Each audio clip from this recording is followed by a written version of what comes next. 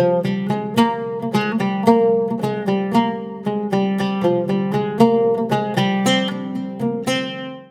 Friends, welcome to great Indian kitchen. நம்ம இன்னைக்கு ரவா கேசரி எப்படி செய்கிறதுன்னு பார்க்க போகிறோம். பொதுவாகவே ரவா கேசரி வீட்டில் செய்யும் போது சுட சுட சாப்பிட்றதுக்கு ரொம்ப நல்லா சாஃப்டாக இருக்கும். அதுவே ஆறுனதுக்கப்புறம் பார்த்தீங்கன்னா இறுகி போன மாதிரி ஆகிடும். அந்த மாதிரி இல்லாமல் ஆறுனதுக்கப்புறமும் பஞ்சு போல் நல்லா சாஃப்டாக இருக்கிற மாதிரியான ரவா கேசரி எப்படி செய்யலான்னு தான் நம்ம இன்னைக்கு பார்க்க போகிறோம். இப்போ வாங்க, வாயில் வச்சதுமே கரைஞ்சி போகிற மாதிரியான நல்லா சாஃப்டான ரவை கேசரி எப்படி செய்கிறதுன்னு பார்க்கலாம். ஃபஸ்ட்டு தண்ணியை நம்ம சுட வச்சு எடுத்துக்கலாம்.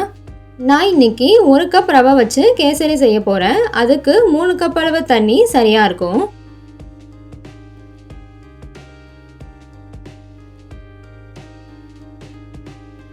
சேர்த்துட்டு நல்லா கொதிக்க வச்சுக்கோங்க. இப்போ தண்ணி நல்லா கொதிக்க ஆரம்பிச்சிருச்சு. இப்போ இதை வேற ஒரு பாத்திரத்துக்கு மாற்றிட்டு அப்படியே ஒரு ஓரமாக வச்சுருங்க. அடுத்து ஒரு கடாயில் 1/2 கப் அளவு எண்ணெய் சேர்த்துக்கோங்க. வாசனை இல்லாத எந்த எண்ணெய் வேணாலும் சேர்த்துக்கலாம். நான் இன்னைக்கு சன்ஃப்ளவர் ஆயில் சேர்த்துருக்கேன். எண்ணெய் சேர்த்து ரவா கேசரி செய்யும் போது ரொம்ப நல்லா சாஃப்டாக இருக்கும். இது கூடவே 1/4 கப் அளவு நெய் சேர்த்துக்கோங்க. நான் நெய்யை நல்லா உருக்கிட்டு அதுக்கப்புறமா கப்பில் மெஷர் பண்ணி சேர்த்துருக்கேன். இப்போ இதில் 10 போல் முந்திரி பருப்பை பாதியாக உடச்சிட்டு சேர்த்துக்கோங்க. சேர்த்துட்டு ஸ்டவ்வை லோ ஃப்ளேம்லேயே வச்சு பொன்னிறமாக வர வரைக்கும் வறுத்துக்கோங்க.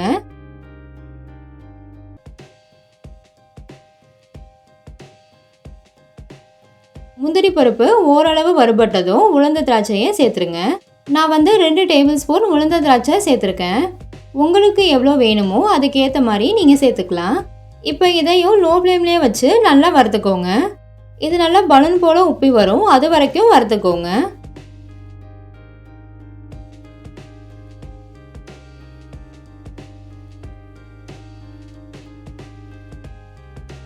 நல்லா வறுபட்டதும் முந்திரி பருப்பு உலர்ந்த திராட்சை ரெண்டையுமே வெளியில் எடுத்துட்டு வேற ஒரு பிளேட்க்கு மாற்றி வச்சிருங்க.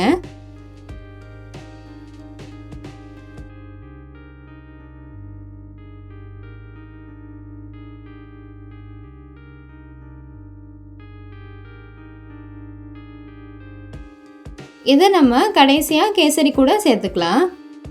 இது ஒரு ஓரமாக இருக்கட்டும். இப்போ இந்த எண்ணெய் நெய்யிலேயே நம்ம ரவையை வறுத்துக்க போகிறோம். 1 கப் அளவு ரவை சேர்த்துக்கோங்க.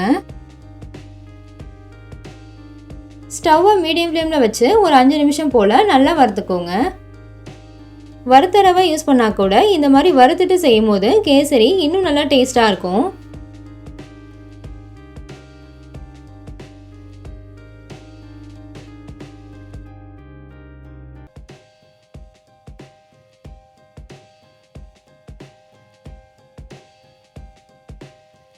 இப்போ 5 நிமிஷம் ஆயிடுச்சு. ரவை நல்லா வறுபட்டு நல்ல ஒரு வாசனை வருது. இந்த ஸ்டேஜில் நம்ம ஏற்கனவே கொதிக்க வச்சுருந்தோம்ல தண்ணி, அதை இது கூட சேர்த்துருவோம். கொஞ்சம் கொஞ்சமாக சேர்த்து நல்லா மிக்ஸ் பண்ணிக்கோங்க.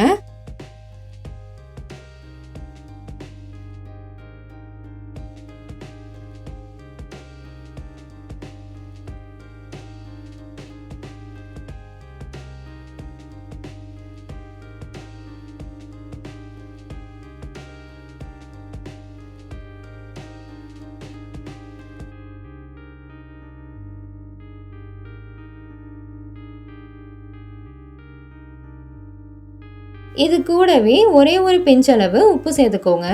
உப்பு அந்த இனிப்பு சுவையை நல்லா பேலன்ஸ் பண்ணி கொடுக்கும். கை விடாம நல்லா கலந்துட்டே இருங்க.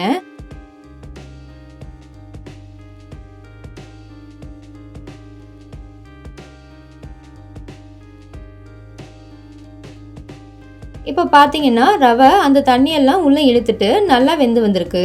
கிட்டத்தட்ட ஒரு 5 மினிட்ஸ்லேயே இந்த மாதிரி நல்லா வெந்து வந்துடும். இந்த அளவுக்கு ரவை பக்குவமாக வெந்ததுக்கு அப்புறமா தான் நம்ம சர்க்கரை சேர்க்கணும். ரவை வேகாமல் சர்க்கரை போட்டிங்கன்னா கண்டிப்பாக ரவை வேகாமல் அப்படியே முழுசு முழுசாக இருக்கும். எந்த கப்பில் ரவை எடுத்தீங்களோ அதே கப்லையே 1 கப் அளவு சர்க்கரை சேர்த்துக்கோங்க. உங்கள் இனிப்புக்கு ஏற்ற மாதிரி சர்க்கரையோட அளவை நீங்கள் கூட குறைச்சி சேர்த்துக்கலாம். சேர்த்துட்டு நல்லா மிக்ஸ் பண்ணி விட்டுருங்க. சர்க்கரை சேர்த்ததும் சர்க்கரை உருகி நல்லா இலகி வரும்.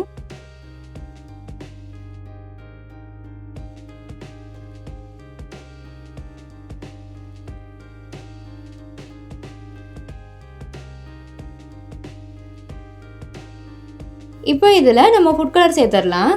நான் கொஞ்சமாக கேசரி பவுடரை கொஞ்சமாக தண்ணி ஊற்றி கரைச்சிட்டு அதுக்கப்புறமா சேர்த்துருக்கேன். இது மாதிரி சேர்க்கும் போது சீக்கிரமாகவே எல்லா இடத்துலையும் சமமாக பரவிடும். கூடவே அரை டீஸ்பூன் ஏலக்காய் தூள் சேர்த்துட்டு நல்லா கலந்து விட்டுருங்க.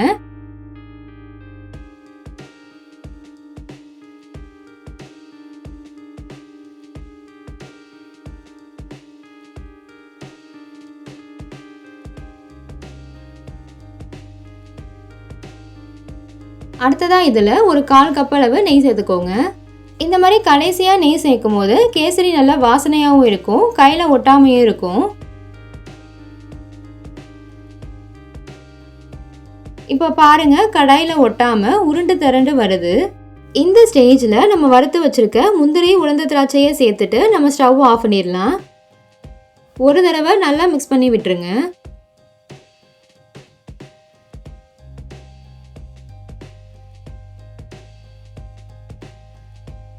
அவ்வளோதான், ரொம்ப ரொம்ப டேஸ்டியான நல்ல சாஃப்டான ரவை கேசரி சூப்பராக ரெடி ஆயிடுச்சு. இப்போ நீங்கள் இதை சர்வ் பண்ணலாம். இது எவ்வளோ நேரம் ஆனாலும் இறுகி போகாமல் நல்லா சாஃப்டாகவே இருக்கும். ஸோ நீங்களும் கண்டிப்பாக இதே மாதிரி ரவா கேசரி செஞ்சு பாருங்கள். வீட்டில் இருக்க எல்லாரும் என்ஜாய் பண்ணி கேட்டு வாங்கி சாப்பிடுவாங்க. ஓகே ஃப்ரெண்ட்ஸ், இந்த வீடியோ உங்களுக்கு ரொம்ப பிடிச்சிருந்துச்சுல்ல? பிடிச்சிருந்தா லைக் பண்ணுங்கள், ஷேர் பண்ணுங்கள், சப்ஸ்கிரைப் பண்ணுங்கள். தேங்க்யூ, பாய்.